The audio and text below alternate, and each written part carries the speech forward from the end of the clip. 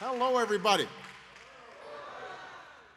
First of all, I want to just say thank you to Colonel Steve Shiro, who's just done such great work for us and for me over the last several months, several years. I know he's about to be transferred, and I just want to say to him and Helen and Jack how much we appreciate everything that they do.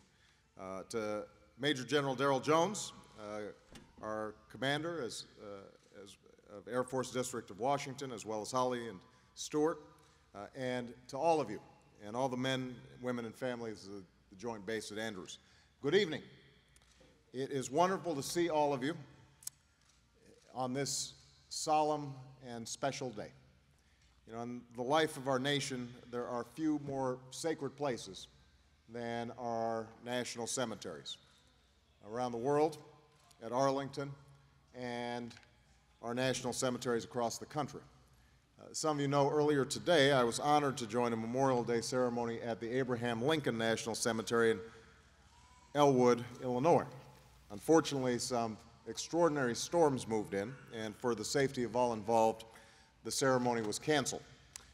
But while the storm was raging outside, I was fortunate to meet with some of the families, friends, and veterans who had come to honor loved ones who had given their lives in service of this nation. Later, I was privileged to visit with families of our wounded warriors as they battle to recover from the wounds of war.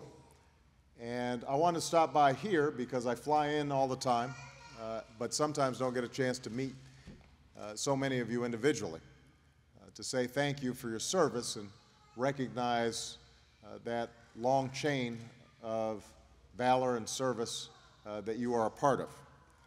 Now, the families that I met with know in their hearts what every American must never forget. At its core, the nobility and the majesty of Memorial Day can be found in the story of ordinary Americans who become extraordinary for the most simple of reasons. They loved their country so deeply, so profoundly, that they were willing to give their lives to keep it safe and free. In another time, they might have led a life of comfort and ease, but a revolution needed to be won, or a union needed to be preserved, or our harbor was bombed, or our country was attacked on a clear September morning. So they answered their country's call. They stepped forward.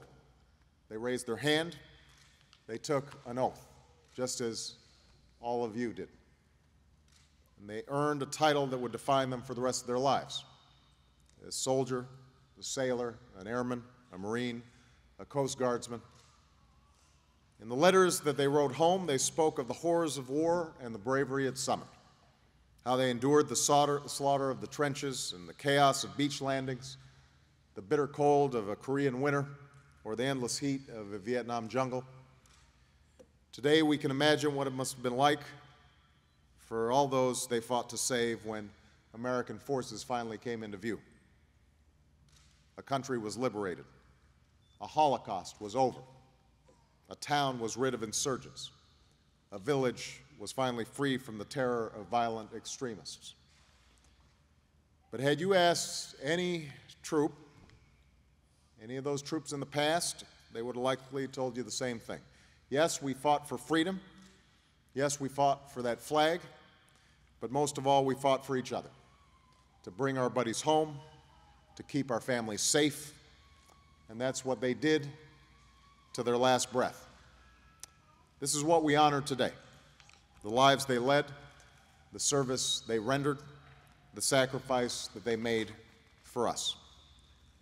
In this time of war, we pay special tribute to the thousands of Americans who have given their lives during the wars in Afghanistan and Iraq, and who have earned their place among the greatest of generations.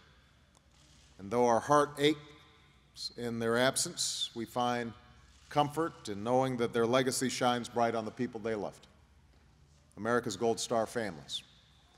Their legacy lives on in the pride of their parents, like the mother who wrote to me about her son, Specialist Stephen Mace, who gave his life in Afghanistan. She told me, "I just want you to know what kind of hero he was. To all those moms and dads, you instilled in your sons and daughters the values and virtues that led them to service. And to you, every American here, every American around the country owes a debt of profound gratitude. Their legacy lives on in the love of their spouses, the wives and husbands who gave to our nation the person they cherished most in the world. To all those spouses, you have sacrificed in ways most Americans can't even begin to imagine. But as you summon the strength to carry on each day, know that you're not alone, and that America will always be at your side. Their legacy lives on in their beautiful children. To all those sons and daughters, we say as one nation, your moms and dads gave their lives so you could live yours. America will be there for you as well, as you grow into the men and women your parents knew you could be. Their legacy lives on in those who fought alongside them.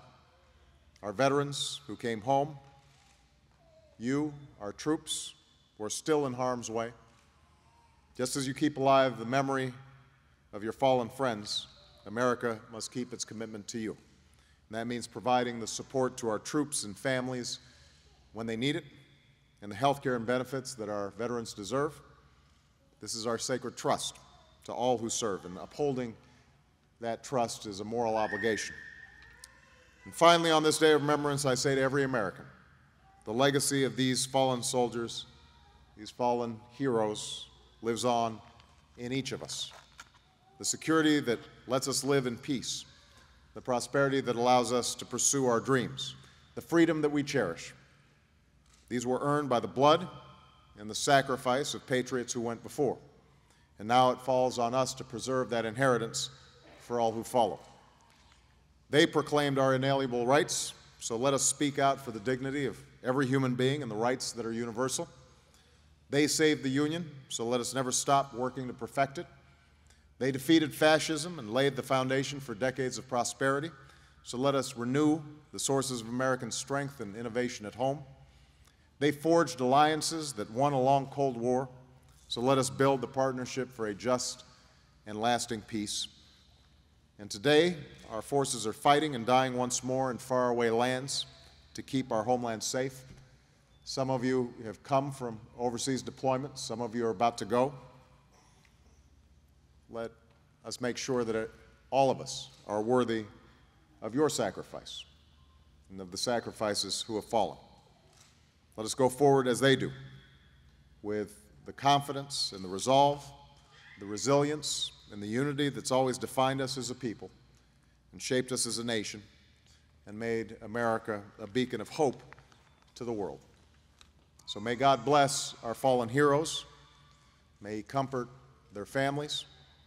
May God bless all of you, and may God bless the United States of America. Thank you very much, everybody. Thank you.